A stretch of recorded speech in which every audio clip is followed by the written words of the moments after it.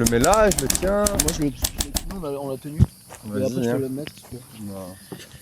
Hello! On est avec Isk, le grand Isk. Le petit Isk. Le petit Isk. Bah, petit Isk, mais grand cœur. Ah, c'est gentil, mon frère. Okay. Tranquille. Faut savoir que Isk, c'est moi qui t'ai DM ou c'est toi qui m'a DM? C'est toi qui m'as DM pour qu'on joue, enfin par rapport au volley, par rapport au snow, par rapport à plein de trucs. C'est ça, et on avait parlé et on s'était vu une fois à Montpellier parce que du coup j'étais venu faire un tournoi à Montpellier et il est venu me voir à la fin du tournoi et ça fait trop plaisir d'être là. Ça fait super plaisir. Est-ce que tu peux parler un peu de toi, genre ton parcours niveau volley? Qu'est-ce que tu fais dans la vie? Je te laisse te présenter. Alors moi je suis Iskander El Gouti. Alors je suis un 1980 à l'ancienne. Très à l'ancienne. Mon parcours au volley, en salle j'ai rien fait, j'étais en centre de formation. T'as fait aucun haut niveau en salle? Centre de formation mais dans mon club formateur. Ok, c'était quoi? Alès, c'était un club qui jouait en Pro A à l'époque et qui a coulé malheureusement dans le Gard. Ok. J'ai été à Alès et j'ai toujours priorisé les études, j'allais jamais rien faire en salle, tu vois. Mais j'ai toujours joué au 3-3. J'ai joué de fou au 3-3 depuis que je suis tout petit. Mais, du coup, t'as joué à haut niveau, entre guillemets, t'as commencé à faire du volley un peu à haut niveau assez tard par rapport à... Non, je joue au volley depuis tout petit, mais en fait j'ai joué, j'ai fait les classes jeunes, cadet, enfin M15, M18, pré-national quand j'avais 16-17 ans. Et après je devais rentrer au centre de formation de mon club, mais je suis parti à Montpellier pour les études. Et je suis revenu après dans mon club formateur en CFC 2 ans. Ok. Mais je jouais pas beaucoup, j'avais les études en priorité et j'étais pas un grand joueur de volley. Okay, du coup, tu as commencé le beach? Le beach, c'est une longue histoire. J'ai fini mes études, j'ai commencé à travailler en tant que chef de projet. Faut pas lâcher les études, hein, ça c'est un truc important, lâchez pas les études. Et ouais, j'ai commencé à travailler et en fait le volley m'a rattrapé. Il y a eu un projet, le snow volley, on en a déjà parlé, t'as vu. Et le snow volley, il cherchait une équipe pour représenter la France sur le circuit international. On coupera. Il cherchait une équipe pour représenter la France. On va tout garder. Fumier. Il cherchait une équipe pour représenter la France sur le circuit international, sauf que les joueurs de beach, ils ont la saison de beach l'hiver, parce qu'ils vont au Brésil, etc. Les joueurs de salle, c'était impossible. Donc ils cherchaient des joueurs qui jouaient quand même à bon niveau, voire haut niveau, pour représenter la France, parce qu'il y avait un projet olympique. L'objectif, c'était tournoi test à Pékin aux JO d'hiver en 2022 et 2026 JO. Et avec trois amis à moi, Daniel Petrov qui joue à la passe en Pro A, mais qui est physico-physique, il fait un 95, donc il joue à l'attaque avec nous en deux. Nico Salmon qui jouait en Pro A à Poitiers, en Pro B à Illac et qui était en équipe de France de beach aussi. Et Julien Savagne qui joue en Pro B et en Pro A à Saint-Nazaire, qui était en centre de formation aussi. On s'est lancé dans le projet avec l'appui de la Fédé, qui nous soutenait et qui nous finançait dans le projet. Et voilà, en gros. On s'est mis à faire du snow, sauf qu'on a eu le Covid, la guerre en Ukraine et le tremblement de terre en Turquie. Donc le projet olympique, il s'est un peu cassé la gueule, quoi. Ok, mais ça reste quand même un projet qui est d'actualité, donc ça c'est cool. Ouais. Cette année, t'es parti, t'as fait quand même pas mal de déplacements, pas mal de championnats. Ouais, je suis parti en Chine et en Turquie cette année. Mais depuis le Covid, depuis la guerre en Ukraine, on a beaucoup moins de tournois. Avant, on en avait 7-8, là on en a 2-3. Ouais, ça s'est vraiment effondré. Ouais, en fait, on a loupé le coche de Milan 2026. Enfin, le CIO a loupé le coche de Milan 2026 parce qu'il n'y avait plus trop de tournois avec la guerre, les trucs comme ça. Et les grosses nations n'étaient plus là. Donc voilà, mais ça m'a ouvert des opportunités. Je me suis entraîné au MBV avec Stéphane Canet qui m'a entraîné pendant 3 ans. Même 5 ans, il m'entraîne toujours, mais vraiment à 100% le matin avant d'aller bosser en mode charognard. 7h, 8h30, 4 fois par semaine, plus les muscu après le boulot. C'était lourd. Et après, je me suis entraîné avec Canet Rotard pendant. Putain, c'est incroyable. Ouais. Mais je trouve ce qui est vraiment bien, c'est vraiment que du coup, tu te la donnes et que tu taffes de ouf. Les gars, oubliez pas que vraiment, si vous voulez quelque chose, c'est vraiment taffer à fond dedans. Là, ils tapent des entraînements tous les matins. À l'époque, ouais. Ouais, là, t'as un peu moins à cause de ton coude, mais ouais, non. Non, c'est vraiment un travail acharné, c'est des entraînements, etc. Ouais, sur le projet Snow, on a vraiment taffé, on a fini numéro 1 du circuit international. Je trouve ce qui est drôle aussi, c'est que du coup, vu que forcément il n'y a pas les structures pour s'entraîner en snow volley ici, ils font du beach pour s'entraîner. C'est ça. Et ouais. Non, c'est cool. On s'entraîne à la Rose. On a 9 terrains extérieurs, 2 terrains intérieurs. C'est les plus belles structures de France. C'est le plus gros centre de beach en France. Et il y a des vrais joueurs qui viennent de partout en France pour venir s'entraîner à l'académie. C'est genre comme un peu les sports pour les adultes et c'est incroyable. Est-ce que tu penses que, par exemple, je te donne un exemple, l'Allemagne a des meilleures structures de beach indoor ou même outdoor que la France? Ouais, c'est ça la Parce que c'est ça que je me pose une question, parce qu'en gros, moi, quand j'ai commencé le volley, du coup en 2021-2022, je suis allé faire, j'ai eu la chance de faire un mois, 2 semaines en Allemagne, parce que du coup, je suis parti avec la Ligue Île-de-France. Okay. Et en fait, on est parti dans des terrains de beach, et je me rappelle les terrains de beach indoor, et la structure était juste incroyable.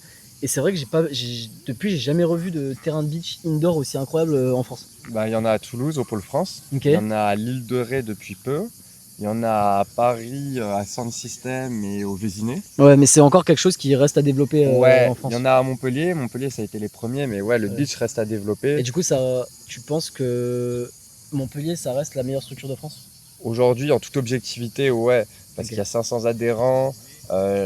Beaucoup de jeunes sont sortis, ont été appelés en équipe de France derrière. Arthur Canet, Théo Rotard, Ilan Louis, Edouard Rolandson, Quincy Ayer. En fait, Stéphane Canet, il a formé toutes les générations passées du beach volley français. Maintenant, il y a l'Île de Ré qui commence à former des joueurs, il y a d'autres clubs. Mais vraiment, à la base, le beach volley vivait à Montpellier, en France en tout cas. Je trouve ça cool de fou. Ouais, franchement, on est bien accompagné à Montpellier. Ok. Et tu m'as dit que du coup, là ce week-end, il faut savoir que nous on fait un tournoi 3-3 avec Isk et Viden.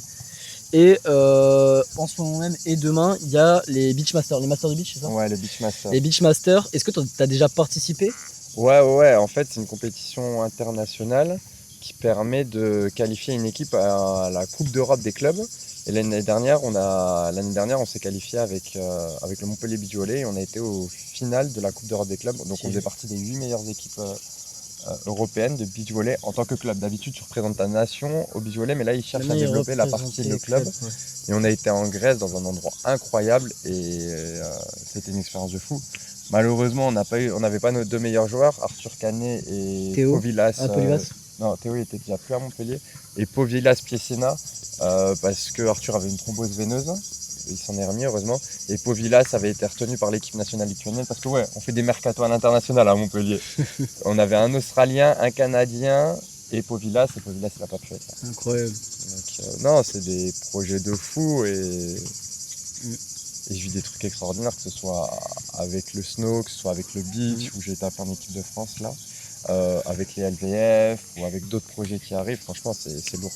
Ce que je trouve de fou, c'est que quand même, genre le volley, malgré que ce soit très peu démocratisé et malgré que ce soit un sport qui est pas connu auprès du grand public, je trouve que c'est quand même un sport qui, quand tu te mets à fond dedans, ça t'ouvre énormément d'opportunités, enfin de mon point de vue. Ouais. Parce que moi par exemple, du coup, j'ai fait plein de sports avant. J'allais rentrer à l'INSEP en athlé. Ah ouais. Ouais. Ah ouais. J'ai failli rentrer à l'INSEP en athlé, sauf que j'ai arrêté l'athlé, je me suis mis au volley. Mais sinon, j'ai fait plein de sports avant. Et quand je me suis mis au volley, c'est là où déjà mes contacts ils ont décuplé. Je me suis fait tellement de potes, je me suis fait plein de contacts en termes de taf, en termes d'opportunités par rapport, juste le fait de participer, aller voir des matchs pro, etc. gratuitement grâce à des gens, etc. Je trouve que ça t'ouvre pas mal de portes. Mais en fait, c'est un sport professionnel, mais qui est encore très ouvert. Donc dès que les gens ils voient que tu as faim, que tu as de l'ambition et que tu cherches à te développer, les gens te font confiance. Et il n'y a pas de barrière au foot où c'est vraiment cloisonné. Tu sais. Ouais. Demain, tu vas au PSG, il n'y a personne qui t'ouvre les portes. Alors que je vois, il y a pas mal de personnes qui étaient passionnées par le volley et qui ont trouvé des jobs par la suite. Enfin, il y a quelqu'un qui me vient en tête, je la connais pas, mais elle fait un super job. Charline à Paris, c'était une fan, c'était juste une nana, elle était fan de volley, elle faisait des photos et des vidéos. Et maintenant, elle travaille au Paris Volley. Et je trouve que son histoire, elle est folle, tu vois. Et il y en a plein des petites histoires comme ça. Ouais, et je pense que dans le foot, c'est beaucoup plus compliqué, alors qu'au volley, franchement... Je la connais pas, mais en tout cas, Charline, force. Gros bisous, Charline, on t'adore. Et oublie pas qu'on t'a battu au tournoi de VIP. Non, tu sais que je l'avais jamais vu jouer. Et pour quelqu'un qui elle a commencé le volley à Tours, et pour quelqu'un qui a pas tant de volley que ça, franchement, elle se débrouille pas mal. Ouais. Et ce qui est bien, c'est qu'elle est vraiment passionnée à fond et elle donne beaucoup de son temps et beaucoup de son énergie au Paris Volley. Et c'est grâce à ça et principalement grâce à elle que la communication au Paris Volley elle est vraiment bien. Et je trouve ça dommage parce que tu as plein de clubs professionnels qui ont des palmarès de fou ou même qui ont des potentiels de fou en termes de communication. Mais ils mettent pas assez en avant le. Allez, je vais me faire des ennemis, mais. C'est pas non, non. Non. Et on reprend. Mais ouais, il y a Charline, tu vois, il y a Logan qui s'est lancé il y a 1 an et je vois qu'il a des opportunités de dingue. Il a été à Ostrava avec le beach, la FIVB l'a appelé. Je trouve que Logan, il a pas assez de buzz pour son contenu. Non. Il a tellement pas assez de buzz pour son contenu. Donnez-lui de la force parce que vraiment, je trouve qu'il a quoi? Il a 3000 abonnés par rapport aux stats qu'il fait et par rapport au travail qu'il fait. Il mérite tellement plus. C'est lourd. Il y a qui encore? Il y a Ibra qui s'est lancé il y a pas longtemps en plus. Ouais, qui est coach et qui est coach au Plessis et tu vois, ça vous déporte et je trouve que c'est beau, tu vois. Et même moi, le fait d'avoir fait du beach volley et du snow volley, on a eu la chance avec Jérôme de créer les LVF Camp. À la base, on a juste fait ça pour un délire. Vas-y, on fait kiffer les gens parce qu'il y avait des stages avant qui s'appelaient les stages d'Istres dans le sud de la France. Et il y avait des gamins qui venaient tous les étés pour faire du volley. Et il n'y avait plus ça a coulé après le Covid.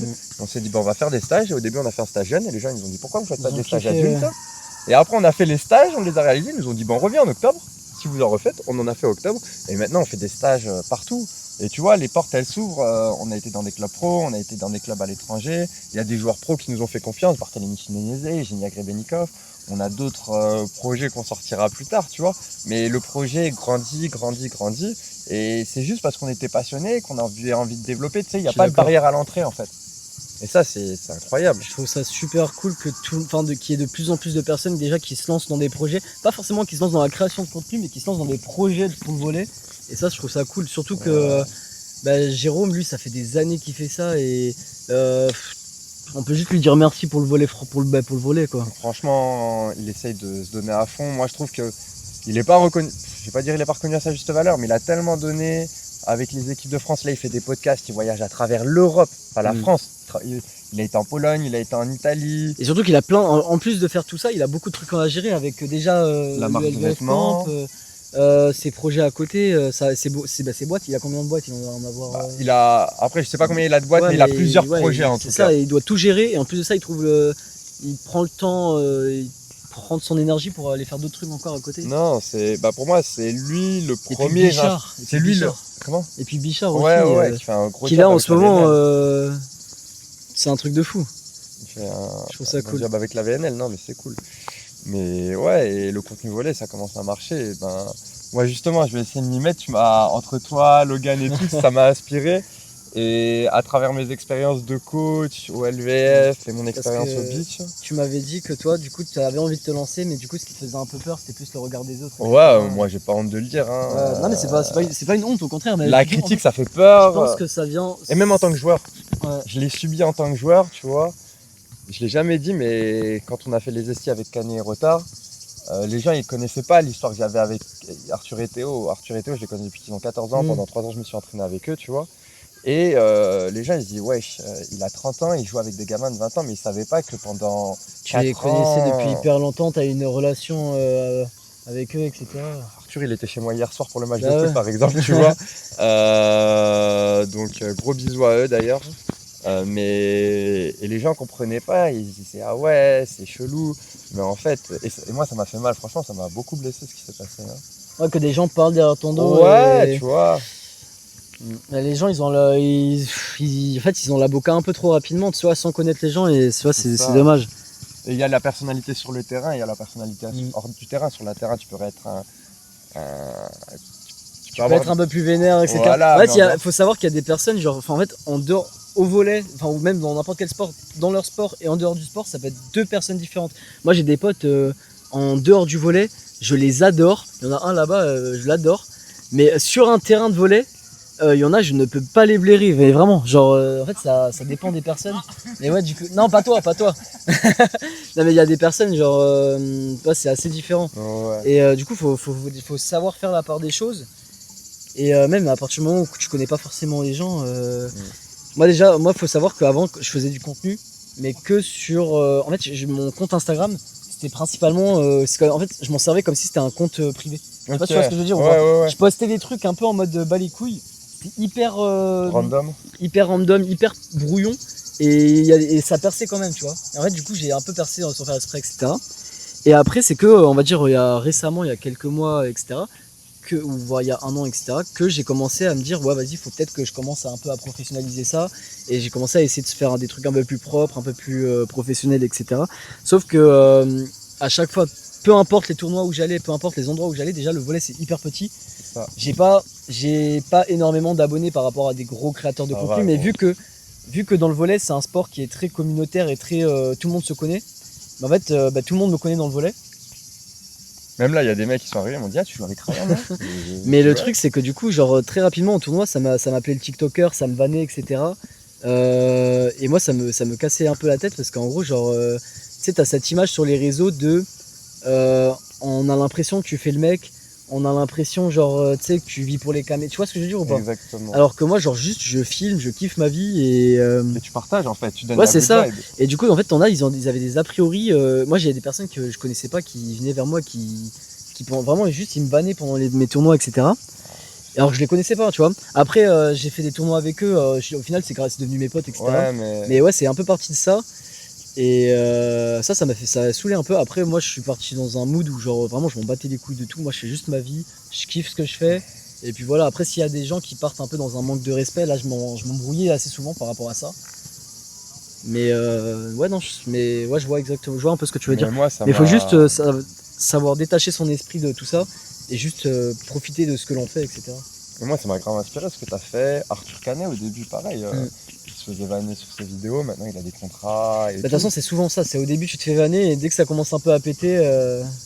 Non, mais c'est cool. Ouais. Et moi, ça m'a motivé. Donc, je commence à poster beaucoup. Mais avec mes expériences avec le LVF, mes expériences de coaching, mes expériences de joueur à l'international et tout, j'ai lancé un nouveau concept. Ça s'appelle Volley IQ. Mais pas IQ le manga IQ quotient intellectuel, tu vois. Ouais, je vois. En anglais. Et je vais lancer du conseil, du contenu très technique, très technique sur le volley, donc ça va être cool. Ça c'est cool. Il manque de ça en France. Donc vraiment des trucs, pas comment apprendre à faire une recette, tu vois, vraiment de la vision technique, de la vision tactique, des trucs que certaines personnes connaisseraient même pas, tu vois, certaines spécificités de récepte, les différents types de passes, les différents systèmes de jeu, tu vois. Ouais, tu vas vraiment approfondir le volley, tu vois. Et j'avais peur, mais vas-y, vraiment, c'est grâce à vous, c'est grâce à toi, grâce à Jérôme, grâce à Arthur. Il faut se lancer, il faut pas avoir peur. Et je trouve ça cool que tout le monde s'entraide entre nous, c'est cool. Non, mais en tout cas, moi, Ryan, ça faisait plusieurs fois qu'il me disait viens, on joue ensemble. Et là, ce week-end, je devais avoir un week-end off, mais il y avait un tournoi. Et on joue avec Viden qui est un des gros monstrueux ce mec. Gros potentiel, tu vois, du volley futur. Je crois qu'il est champion d'Europe jeune et tout. Franchement, il a quitté la Bulgarie pour venir faire du volley en France parce qu'il était franco-bulgare.